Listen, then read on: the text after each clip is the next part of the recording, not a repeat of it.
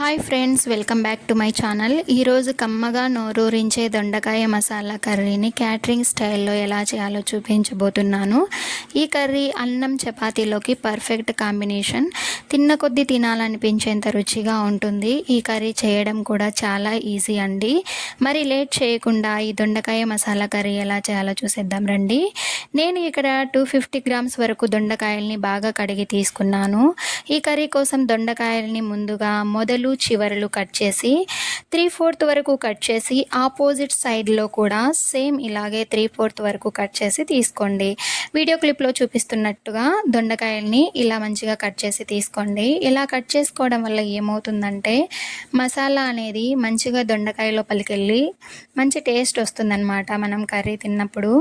అలాగే మనం ఆయిల్లో ఫ్రై చేసినప్పుడు కూడా లోపలి వరకు మంచిగా ఈవెన్గా ఫ్రై అవుతాయి అన్నమాట. అందుకోసమని నేను ఇలా కట్ చేసి తీసుకున్నాను.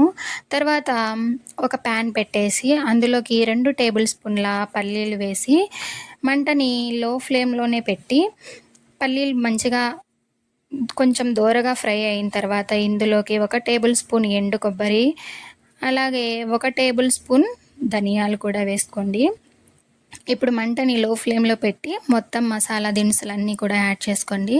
ఇక్కడ నేను 1 ఇంచు దాల్చిన చెక్క ముక్కని, ఒక 2 యాలకులని, అలాగే 3-4 లవంగ ముగ్గల్ని కూడా యాడ్ చేసి వేశాను. తర్వాత 1 టేబుల్ స్పూన్ నువ్వులు, అలాగే 7-8 జీడిపప్పు పలుకులను కూడా వేసుకోండి. ఈ జీడిపప్పు వేయడం పూర్తిగా మీ ఆప్షనల్ అనమాట. వేసుకుంటే కొంచెం కర్రీ బాగుంటుంది అన్నట్టు నా దగ్గర ఉంటే వేశాను. వేసినా వేయకపోయినా కర్రీ అనేది సేమ్ అలాగే ఉంటుందండి. టేస్ట్ మాత్రం ఏం మారదు, బాగుంటుంది. అలాగే 1/2 టేబుల్ స్పూన్ దాకా జీలకర్రని కూడా వేసి ఇలా ఒక 2 నిమిషాలు లో ఫ్లేమ్లోనే ఫ్రై చేసుకోండి. ఇలా మంచిగా ఫ్రై చేసుకున్న తర్వాత ఒక ప్లేట్లోకి తీసి ట్రాన్స్ఫర్ చేసుకోండి. మళ్ళీ అదే కడాయిలో నేను ఇక్కడ ఒక 3 టేబుల్ స్పూన్ల ఆయిల్ వేస్తున్నాను. ఈ కర్రీకి కొద్దిగా ఆయిల్ ఎక్కువగానే పడుతుందండి, అప్పుడే మనకి టేస్ట్ బాగుంటుంది. 3 టేబుల్ స్పూన్ల ఆయిల్ వేసి కట్ చేసి పెట్టుకున్నటువంటి దొండకాయ ముక్కల్ని కూడా వేసి మంచిగా ఫ్రై చేసుకోవాలన్నమాట. కనీసము హై ఫ్లేమ్లో ఫ్రై చేసుకోండి.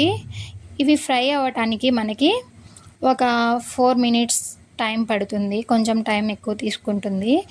కలర్ చేంజ్ అయ్యేంత వరకు కూడా మనం వీటిని మంచిగా ఫ్రై చేసుకోవాలన్నమాట.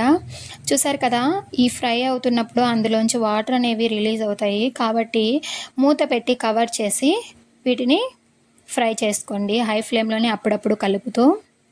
ఇలా మనకి ఎప్పుడైతే మంచిగా ఫ్రై అయ్యి మనకు తెలిసిపోతుంది కదా కలర్ చేంజ్ అయినట్టు, ఇలా మనకు కలర్ చేంజ్ అయ్యి మనకు ఆల్మోస్ట్ ఇక్కడే దొండకాయలు 50% వరకు ఫ్రై అయిపోతాయి అన్నమాట. అప్పుడు మనకి కర్రీ అనేది కొంచెం త్వరగా కుక్ అవుతుంది. సో ఇలా ఫ్రై చేసుకోవడం వల్ల కర్రీ కూడా కొంచెం ఫాస్ట్గా రెడీ అవుతుంది మనకి. ఇలా మంచిగా కలర్ చేంజ్ అయిన తర్వాత ఈ దొండకాయలన్నింటినీ కూడా ఒక ప్లేట్లోకి తీసి ట్రాన్స్ఫర్ చేసి పక్కన పెట్టుకోండి. తర్వాత మనం ముందుగా వేపి పెట్టుకున్నటువంటి నువ్వులు ఉన్నాయి కదా, మసాలా అంతా అదంతా కూడా మిక్సీ వేసుకోండి.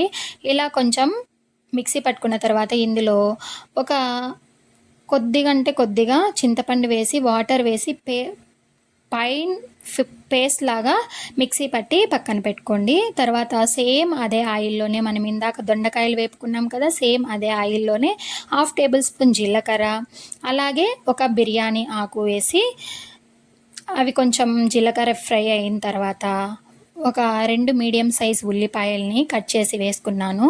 అలాగే ఒక 2 పచ్చిమిర్చిని కూడా వేసుకొని మంచిగా కొంచెం గోల్డెన్ కలర్లోకి వచ్చిన తర్వాత ఇందులోకి ఫ్రెష్గా దంచి పెట్టుకున్నటువంటి 1 టేబుల్ స్పూన్ అల్లం వెల్లుల్లిపాయ పేస్ట్ వేసి ఇందులో ఉండే పచ్చివాసన అంతా పోయేంత వరకు ఫ్రై చేసుకొని, ఎప్పుడైతే ఇందులోంచి పచ్చివాసన అంతా పోతుందో తర్వాత ఇందులోకి ఒక రెబ్బ కరివేపాకు కూడా వేసి మంచిగా ఫ్రై చేసుకోవాలన్నమాట కరివేపాకును కూడా.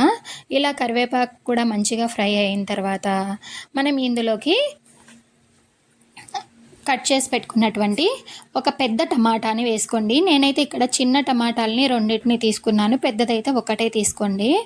టమాటా ముక్కలు కూడా వేసి టమాటా ముక్కలు త్వరగా మగ్గడం కోసం ఇందులో సాల్ట్ అండ్ పసుపును కూడా యాడ్ చేస్తున్నాను.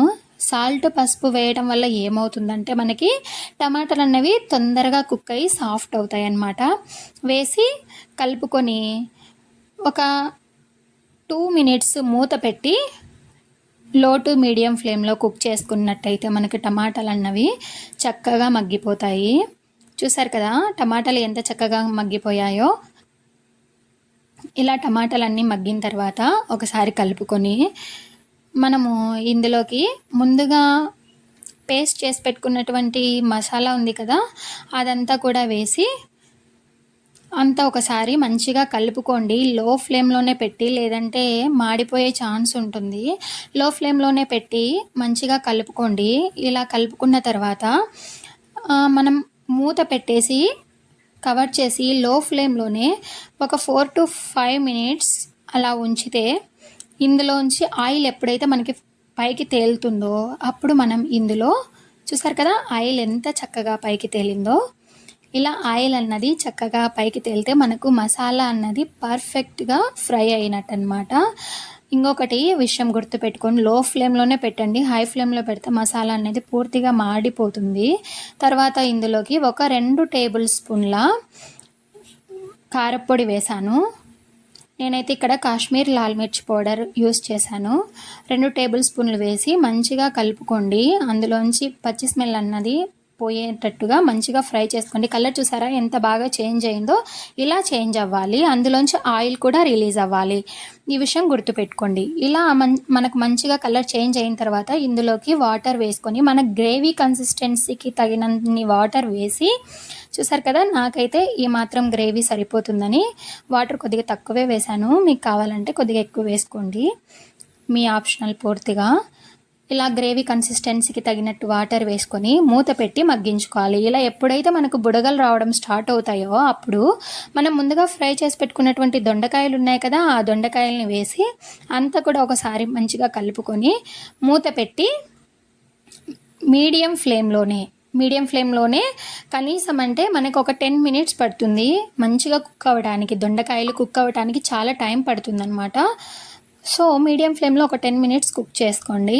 ఇలా కుక్ అయిన తర్వాత ఇందులోకి చూసారు కదా ఆయిల్ ఎంత బాగా పైకి తేలుతుందో. ఇలా ఆయిల్ పైకి తేలితే మనకి పర్ఫెక్ట్గా కర్రీ రెడీ అయిందని అర్థము. తర్వాత సన్నగా కట్ చేసి పెట్టుకున్నటువంటి కొత్తిమీర వేసుకొని అంతా ఒకసారి కలుపుకొని సర్వింగ్ బౌల్లోకి సర్వ్ చేసుకోవడమే. చూసారు కదా ఆయిల్ ఎంత చక్కగా పైకి తేలుతుందో. దొండకాయ కూడా పర్ఫెక్ట్గా కుక్ అయింది చాలా మంచిగా. సో ఇలా మంచిగా ఆయిల్ పైకి తేలితే మనకు ఆల్మోస్ట్ కర్రీ రెడీ అయిపోయినట్టే అండి. చాలా టేస్ట్ ఉంటుంది. దీన్ని సర్వింగ్ బౌల్లోకి తీసుకొని సర్వ్ చేసుకుందామండి. అంతే అండి, ఈ కర్రీ అన్నంలోకి తిన్నా చపాతీలోకి తిన్నా చాలా టేస్టీగా ఉంటుంది. మీరు కూడా తప్పకుండా ఒకసారి ట్రై చేసి మీకు ఎలా వచ్చిందో నాతో తప్పకుండా కామెంట్ సెక్షన్లో కామెంట్ చేయండి. మీకు ఈ వీడియో నచ్చినట్లయితే ఒక చిన్న లైక్ చేసి మీ ఫ్రెండ్స్ అండ్ ఫ్యామిలీకి షేర్ చేయండి. Thanks for watching.